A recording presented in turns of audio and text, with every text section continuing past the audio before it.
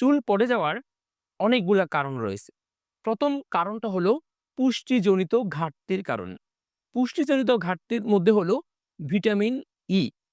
২ নম্বর হলো vitamin B6 এবং B12।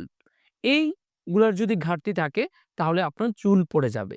২ নম্বর হলো আপনি ঠিকমতো যদি না ঘুমান, মানসিক প্রেশার বা টেনশনের মধ্য দিয়ে যান, তাহলে চুল পড়ে যাওয়ার সম্ভাবনা রয়েছে।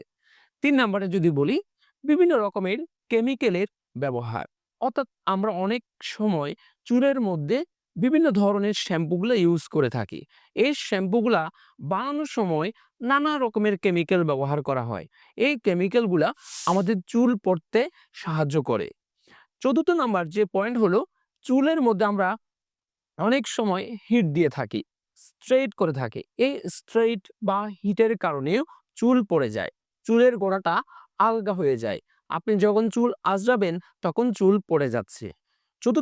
৫ম নম্বর যে পয়েন্টটা হলো, সেটা হলো অনেক সময় আমরা টাইট করে চুল বাঁধি। এ টাইট করে চুল বাঁধার কারণে চুল পড়ে যেতে সাহায্য করে। তাহলে এই চুল যাদের পড়ে যাচ্ছে তাদের জন্য একটা কার্যকরী সমাধান হলো যে মিনোক্সিডিল ব্যবহার করা। যারা মিনোক্সিডিল স্প্রে রেগুলার ব্যবহার করে তাদের চুল উঠতে সাহায্য করে।